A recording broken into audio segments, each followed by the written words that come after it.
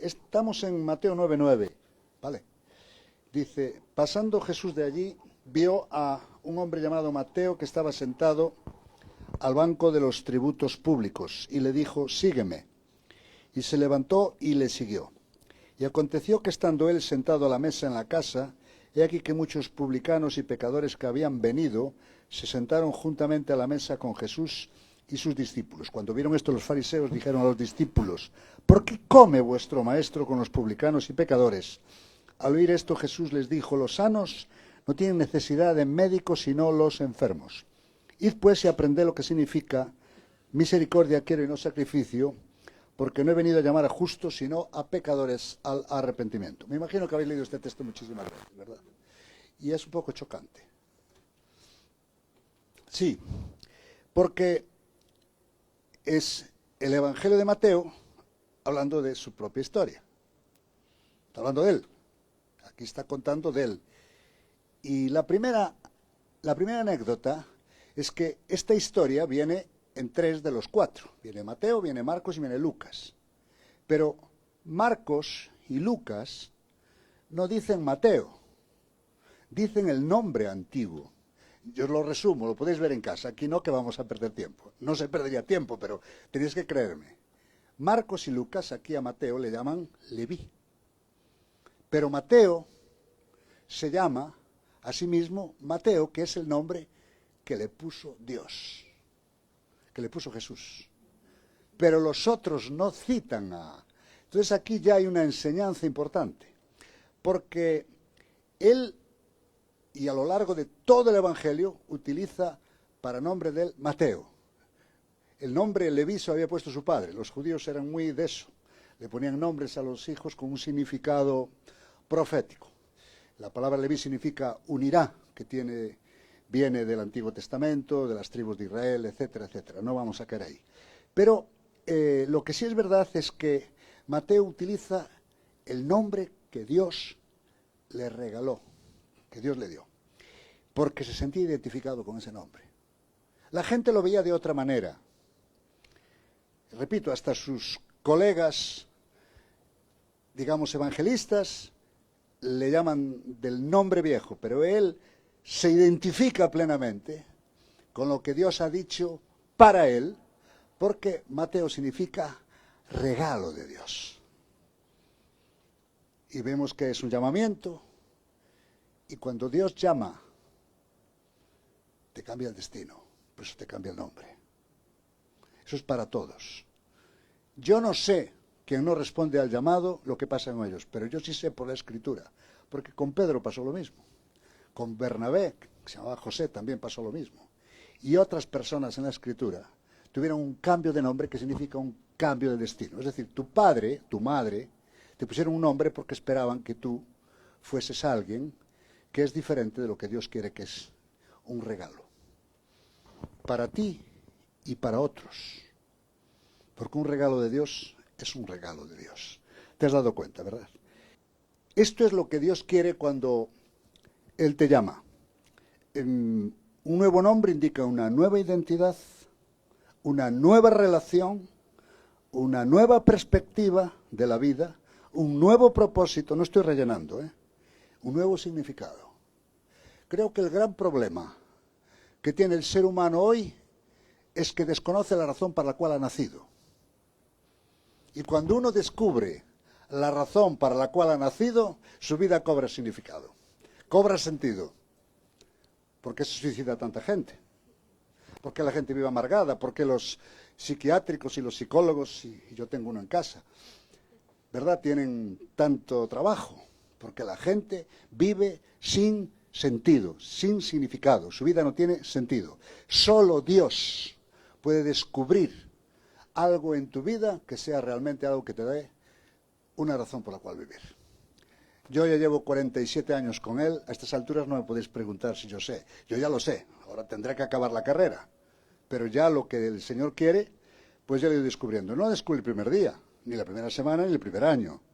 Es un trabajo. Pero lo que sí está claro es que yo estoy plenamente convencido, a la luz de la Escritura, por los ejemplos que nos da la Biblia, que cada persona que oye a Dios, Dios le muestra su destino, tarde o temprano. Ahora, observad, que con esto vamos a jugar, que la palabra dice que Mateo estaba sentado, como estáis todos vosotros ahora. Todos sabemos que está sentado, ¿verdad? Pero dice que más adelante, dice en el 10, y aconteció que estando él sentado a la mesa en la casa, ya está sentado en otro lugar, está en su casa, sí. Y más adelante, dice, vino gente y se sentaron. Y yo voy a jugar con estos tres aspectos.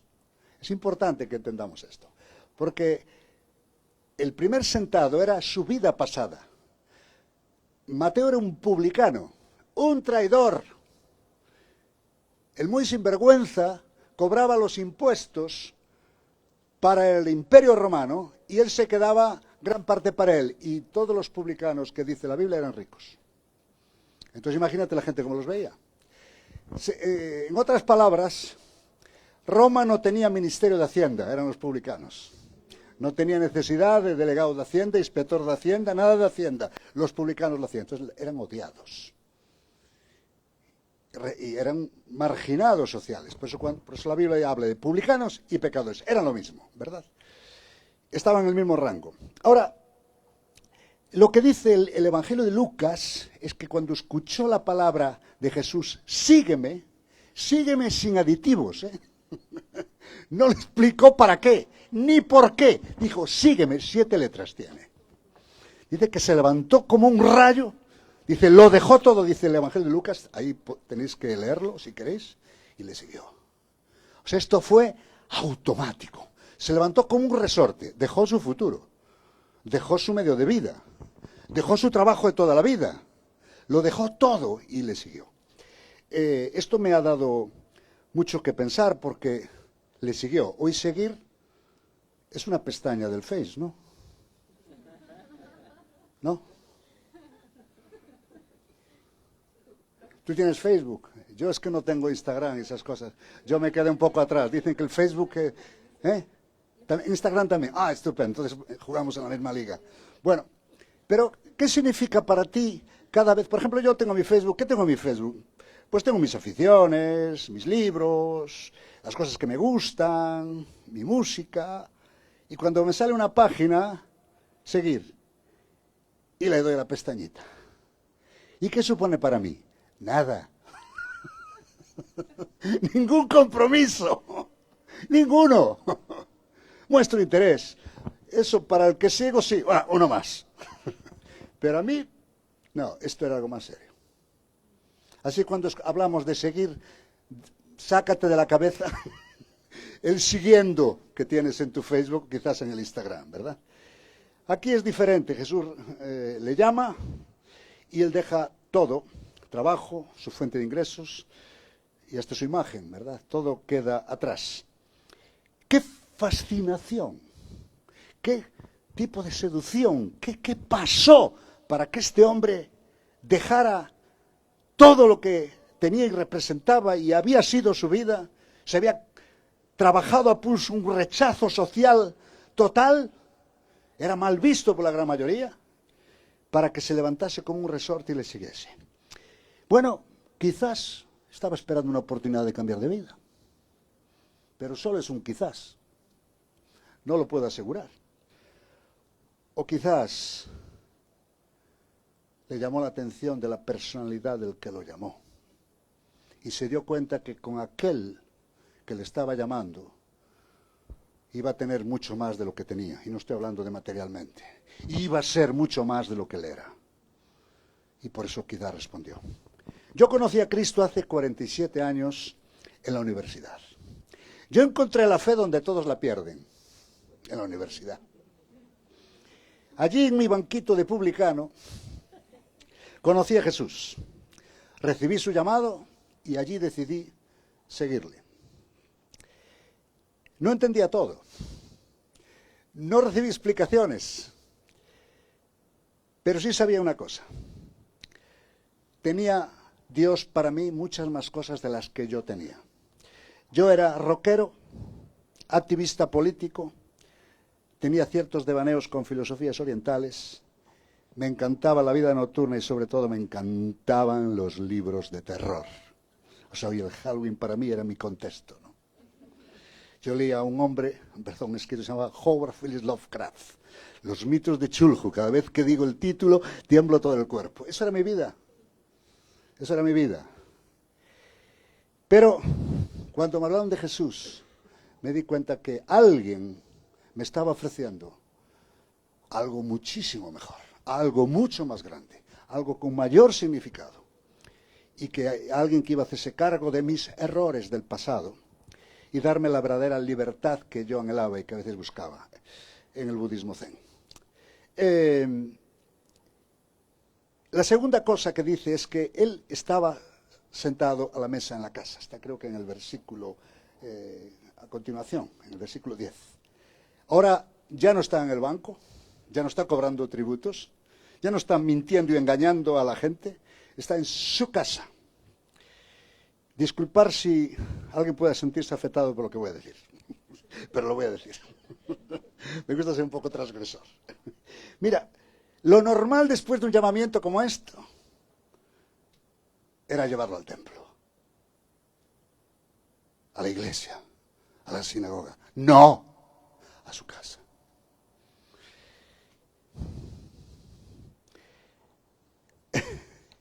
La realidad es que ahora le vemos sentado con Jesús. Dime con quién te sientas y te diré quién eres. No es así, pero vale. Ha cambiado su posición y empiezan a cambiar las relaciones. Empiezan a cambiar sus principios. Empieza a cambiar sus amistades. Empieza a cambiar sus prioridades. Y es porque se empieza a sentar con alguien importante que empieza a afectar todo su entorno. Todo su entorno. Insisto que Jesús le ofreció una relación, no una religión. Porque la historia del hombre es que momentos especiales íntimos con Dios los han convertido en instituciones. Te voy a contar esta historia que es cierta. En la costa de Inglaterra, hace 80, 90 años, un pueblecito al lado del mar es testigo de un naufragio. Barco se estrella, la gente del pueblo se pone las pilas, se lanzan al mar con cuerdas y salvaron a la mayoría de los náufragos. Aquel pueblo se convirtió famoso. Todo el mundo hablaba de aquel pueblo, un pueblo que había salvado a gente de naufragio. Y aquel pueblo pues empezó pues, a tener un conocimiento como de héroes, es verdad, ¿verdad? Y así empezó la historia. Unos años después se creó un nombre para una institución de rescate, para darle honor al pueblo. Pero 5 años después hubo una asamblea y se dividió la institución, y ya eran 2 instituciones, el rescate y el rescate 2. 15 años después ya había 3 instituciones de rescate. Y se hizo un balance, ninguna de las 3 en los últimos 20 años habían rescatado a nadie. Esto es lo que hace el ser humano con cosas dignas y verdaderas. Las convierte en instituciones, las institucionalizan. Este es el problema del cristianismo en el mundo. Por eso Jesús no lo llevó a una iglesia, no lo llevó al templo, no lo llevó a la sinagoga, lo llevó a su casa. Allí empezó una relación con él, una relación personal. Se sentó con él y él con Jesús. Esta es la segunda parte, ¿verdad? Apocalipsis 3:20, lo que muchos denominamos un texto, ¿verdad?, importantísimo para hablar del Evangelio. Dice, aquí yo estoy a la puerta y llamo. Dice, si alguno oye mi voz y abre la puerta, entraré a él. Y nos quedamos ahí. Bien, y pusiste la última parte. Y cenaré con él y él conmigo. Eso es comunión. Eso es lo que Dios busca. Cuando Dios entra en una vida, quiere entrar y después no quedarse con la experiencia, sino cenar, compartir, comer, estar juntos. Por eso, aunque el ser humano quiera institucionalizar, Dios no cambia su relación. La vida cristiana es una relación con Dios, no una religión con Dios. Ya pedí perdón antes, si alguien se ofende, estoy perdonado. Con los años he cambiado, se lo decía Alberto hace un rato, he cambiado en esto y me he dado cuenta que realmente, pues, los seres humanos tendemos a institucionalizarlo todo, ponerle nombres, apellidos, etiquetas y a fin de cuentas, pues yo no sé si eso es la realidad de lo que Dios busca.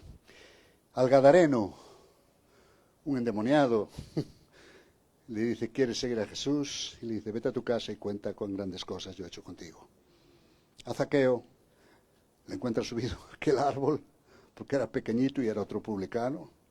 Hoy quiero morar en tu casa. María, Marta, Lázaro, todo lo que ocurre en su casa. ¿Verdad? Relación, relación, relación, relación, no religión, ¿verdad? Ahora, fíjate, observa lo que pasa aquí.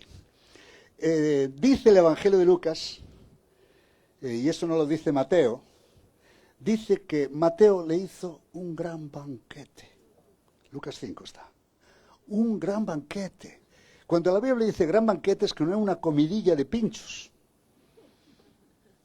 Era un gran banquete.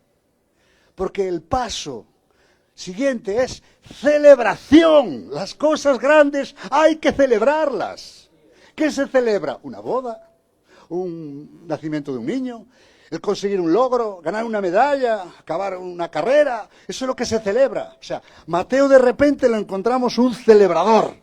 Alguien que está celebrando ¿a quién? A Cristo. Celebrando que Cristo llegó a su vida. Celebrando que su vida anterior está quebrantada, está rota, está eliminada, está olvidada, está borrada. Buenas noticias, sí señor.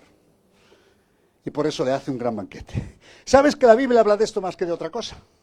El mandato, el mandamiento más enfático de la Biblia es alaba a Dios. Más que no robar, o no mentir, o no matar. Alabar. Porque eso es celebración. ¿Qué es la adoración? Celebración. ¿Qué es la gratitud o la acción de gracias? Celebración. Esto es lo que ocurre cuando el Evangelio penetre. Gratitud, alabanza, adoración, enaltecimiento, exaltación, etcétera, etcétera, etcétera. Diríamos docenas de palabras. Ahora, pasamos al tercer sentado. Lo vimos sentado en la mesa de los tributos, eso es pasado. Ahora entramos y le vemos en su casa, sentado en su casa, con Jesús, uno con el otro, hay más gente, y dice, y he aquí que muchos, y cuando dice muchos, es muchos, publicanos y pecadores, que habían venido, se sentaron juntamente a la mesa con Jesús y sus discípulos. Bueno, aquí ya había un mogollón de gente, ¿eh? Pues dice muchos, aparte de los discípulos de Jesús, y esto se llama una estrategia. ¿Cuál es la estrategia? El estómago. Es la mejor estrategia de todos. Si quieres hablarle a alguien, invítale a comer. Invítale a un café como hacéis aquí. Sí, señor. Habéis dado en el clavo. Pero es interesante, ¿verdad? Cuando uno recibe una gran noticia a sus amigos, a la gente como él, sus compañeros, otros despreciados, otros marginales, otros traidores cara a la gente, otros sinvergüenzas cara, repito, el público en general. Pero esto es la estrategia de alcance que creo que no debemos de perder. Encontramos que aquellas personas que tienen que ver contigo son los primeros en recibir el mensaje. Son los primeros, claro que sí. Y creo que en este sentido entendemos perfectamente que una vez que nos relacionamos con Él, esto le da más sentido a tu vida. Le da verdadero sentido. Ya no es que yo me salvé, es que ahora voy a salvar a otros. Voy a ayudar a otros en salvación. Y eso le va a dar significado a lo que tú eres. Y por eso es muy importante esto que estáis haciendo aquí. Algo que repito, que no está en la institución, está en la relación. Cuando uno se enchufa, se conecta al Señor, ¿verdad? Uno empieza a tomar carga por el vecino, por el amigo, por el primo, hasta por el enemigo, ¿eh? Hasta por el que te cae mal. Y en este sentido, vamos a la parte final. Versículo 11 dice: cuando vieron esto los fariseos, dijeron a los discípulos, fijaros esta pregunta porque esto es el final y es la esencia de lo que vamos a intentar entender en esta noche. ¿Por qué come vuestro maestro con los publicanos y pecadores? Y parece como que Jesús no contesta esta pregunta, pero sí que la contesta al detalle. Yo he examinado y estudiado este texto y he llegado a la conclusión de que el Señor tiene un especial interés en contestar esta pregunta de los fariseos. Fíjate el antagonismo. El fariseo y el publicano eran antagonistas. ¿Sabes? Eran como los del Madrid y los del Barça. Juntos jamás. Jamás. Y hay una parábola de un fariseo y un publicano. ¿Quién era el espiritual? Decía que era el fariseo. ¿Quién era el malocho? El publicano. Pues aquí vemos que los fariseos apuntando a los publicanos. Pero ¿con quién come? ¿Por quién come? ¿Pero qué mezcla es esta? Y la respuesta de Jesús es número uno. Los sanos no tienen necesidad de médico, sino los enfermos. Y parece como que esto no es la pregunta. Sí. Aquí se introduce la palabra médico. Un médico diagnostica y sana, ¿verdad? Jesús aquí dice algo importante porque cita también la palabra enfermedad. Cuando una persona, cuando Mateo el publicano, elige esta actividad, este trabajo como método, como forma de vida, evidentemente es que hay un deseo de acumular riquezas. No le tiene miedo a la discriminación, no tiene miedo a que le critiquen, no tiene temor a que le hagan un marginado social, no tiene temor a que le llamen o le pongan al mismo nivel que los pecadores, que las prostitutas y los ladrones y los delincuentes, no tiene temor. Entonces, ¿qué hay? Un problema interior. Y el problema se llama avaricia, codicia, materialismo, lo que quieras. Y aquí el Señor está hablando de un problema. Si yo he venido aquí porque hay una enfermedad que hay que curar. ¿Y sabes quién cura la enfermedad? No, Jesús ya lo sé. La relación, la intimidad, el estar a solas con Él. Él es especialista, es el médico especialista para tratar la peor enfermedad del ser humano y es la incredulidad, pero también es la avaricia, pero también es el egoísmo, también el orgullo, la envidia, los celos, lo que quiera, la infidelidad, la promiscuidad, la lascivia, y hablaríamos hasta mañana. Pero es la relación lo que sana. ¿Por qué come? Porque los enfermos necesitan un doctor que los sane. Y Jesucristo, por medio de la relación, por eso estamos hablando de cómo se sentó con Él, precisamente porque ahí empieza un proceso de sanidad. No es un templo, no es un lugar de desintoxicación de avaricia. No, es la persona de Jesús. Cuando nos relacionamos con Él, el pecado empieza a tener fuerza. El pecado en todas sus expresiones, y en todas sus maneras, y en todas sus manifestaciones. La relación con Jesús es una relación sanadora. Son 47 años viviendo con Él. No nací de nuevo ayer. Yo nací cuando tenía 23, tengo ya 70.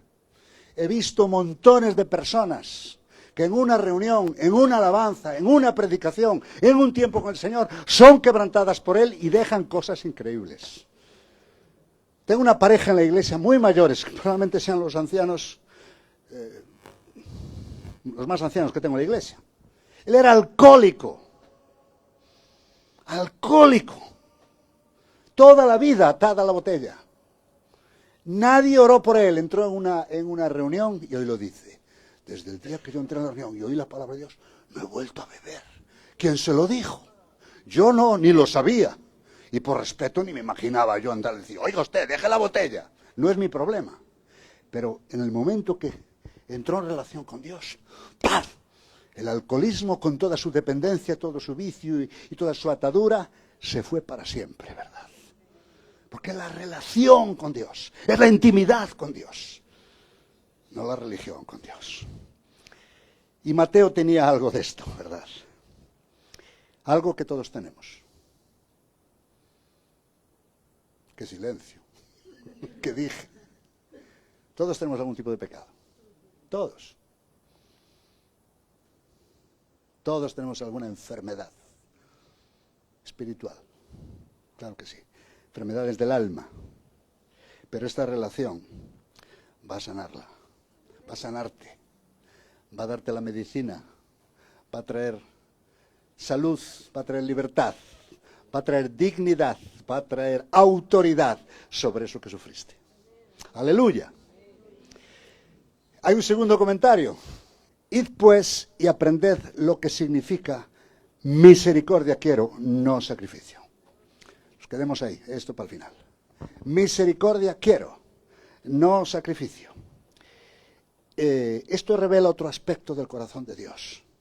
Él sabía que los fariseos, porque le está contestando una pregunta a los fariseos, ¿verdad? Le está hablando a ellos. Y es que los fariseos eran legalistas. Ellos solo creían en una cosa, la ley y los sacrificios. Y aquí dijo, ¿qué sacrificio hizo este?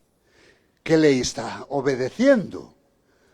Y sabéis que hay 800 leyes en el Antiguo Testamento, ¿eh? Yo a veces cuando empiezo con la primera ya me mareo, y aún me quedan 799 más. Y como siempre, ¿qué ley? ¿Qué sacrificio? Aquí no ha habido ningún sacrificio. Y Jesús responde más ahora, misericordia quiero. Misericordia. Yo sé que es una palabra que suena rara. No es tan rara. La misericordia es el aspecto más extremo del amor. La misericordia llega donde no llega nadie. La misericordia, misericardio, amor, cardio o pasión, corazón por la miseria. Eso es lo que significa misericordia. Y un ser tan miserable cara a la gente como Mateo tiene la atención de Jesucristo. Donde nadie va y ama, Jesús va y mira y llama y sana y se va a su casa y arma un banquete y empieza a obrar y a hablar y a revelar su corazón. No son necesarios sacrificios, no es necesario esfuerzo humano, es la misericordia. Y es misericordia lo que quiero, amor extremo, el amor que llega hasta los lugares donde nadie llegaría, donde el ser humano es incapaz de alcanzar, Dios alcanza. Y como dice Juan 3, 16, de tal manera amó Dios al mundo, de tal manera, el amor de Dios fue mucho más lejos que donde nosotros iríamos. Por eso el amor de Dios es incomprensible. Es imposible de entender y de comprender. Imposible. Pero eso es la misericordia de Dios. Dice, misericordia quiero. Misericordia quiero. Dijo, aprended esto. Le está hablando a los fariseos. Aprended que no es la ley, que no son las normas, no son los estatutos, no es la normativa, no es haz esto y pasa esto. No, es misericordia. Eso es lo que también va a sanar, ¿verdad? Y la última frase, si podéis poner el versículo que dejé en misericordia quiero, dice, porque no he venido a llamar a justos, sino a pecadores al arrepentimiento. Observar que esta palabra, llamar, es como empezó el pasaje. Jesús llamó a Mateo. Le llamó. Y le llamó y no le dijo, no hablo en general, hablo en particular. Porque Dios llama personalmente. Nuestro Dios es personal. No nos llama en grupo. No nos llama ni como iglesia, ni como institución. Nos llama personalmente.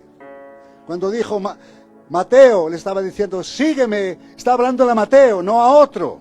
Él le miró. Como le dijo a Lázaro, Lázaro, levántate. Y como siempre bromeo yo, no llega a decir Lázaro, se levanta el cementerio entero. Porque Dios es personal. Él tiene y quiere tener una relación contigo. Esto no te lo va a dar ninguna institución. No te lo va a dar ninguna fe. Jesús sí. Jesús sí. y no mira tu pasado, y no mira lo que los demás piensan de ti, y no mira lo que has hecho, lo que has dicho, te mira a ti. No he venido a llamar a justos, sino a pecadores al arrepentimiento. Aquí hay una novedad: arrepentimiento. La palabra arrepentimiento en el griego es la palabra metanoia, cambio de mentalidad. ¿Cambio de mentalidad de qué? De tres cosas. Número uno, cambia de mentalidad en relación al pecado. El pecado es malo. El pecado es malo, no es bueno. Número dos, cambia de mentalidad en relación a Dios. Dios no te quiere dar caña. Dios quiere misericordia para tu vida. Y número tres, cambia de mentalidad respecto a ti. Eres imagen de Dios. Dios, cuando te mira, se ve Él en ti. Claro, el pecado, la vida, el alcohol, los porros y las drogas, lo que quieras, ha hecho su trabajo, negativo.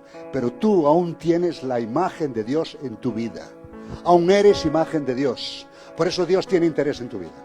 Por eso viene a rescatarte, viene a llamarte y viene a decirte: arrepiéntete, cambia de mentalidad. No eres lo que la gente dice que eres. Tampoco eres lo que tú piensas que eres. Es lo que Dios dice que eres. Y lo hemos hablado al principio. Eres imagen y semejanza de Dios. Por eso tenemos que arrepentirnos de eso, cambiar de mentalidad. Pecado no es como la broma que se hace ahora con la muerte. Para evitar la muerte bromean de ella. No me parece un buen chiste. Pero se bromea, ¿verdad? Por eso la paga del pecado dice que es muerte. Y eso es terrible. Pero también, ¿verdad?, hay que cambiar la mentalidad en relación a Dios. Ni está lejano, ni está enfadado, ni está ajeno a ti, sino cerca de ti. Él te ama, Él nos ama, y Él quiere mantener una relación. Una relación que no viene por la ley, no viene por sacrificios. El sacrificio se llama Jesucristo, que dio su vida en la cruz por ti y por mí. Ese es el único sacrificio, pero lo hizo Él, no tú. Yo siempre lo digo, la salvación no es gratis, porque a Cristo le costó la vida. Para mí sí, cuando nos arrepentimos, cuando cambiamos nuestra mentalidad. Y todo empieza en la mente, ¿eh? Escucha, empieza en la mente. El arrepentimiento no es una emoción. No. El arrepentimiento no es ningún hecho. Sí, tendrá frutos de arrepentimiento. No, el arrepentimiento es un tema de mente. Quizás no maté a nadie. Quizás no robé ningún banco. Pero he pasado toda mi vida de Dios. Mi Creador, el que me ama. El que tuvo que enviar a Jesucristo para que tú y yo ahora tengamos, lo que dice la Biblia, una nueva vida. Y seamos nuevas criaturas. Cuando nos arrepentimos, en primer lugar, Dios te cambia de nombre. A lo mejor no lo sabes, pero te da un nuevo destino. Hay un cambio en tu salud, porque Él va a sanar las consecuencias de lo que hemos vivido mal. Lo va a sanar. Uno que ha estado por años, 4 años y medio, visitando una cárcel de menores de 25 años allá en Galicia, he visto cómo la gente es sanada de cosas terribles, horribles, feísimas. Les he visto que han sido sanados. Y ellos han podido sanar a otros incluso. Pero también Él quiere un cambio, ¿verdad?, de tu cara. Porque dice que hizo un banquete. Y yo nunca veo a una persona amargada, triste, organizando un banquete. ¿Sabes? Y por último, Dios quiere cambiarte el corazón.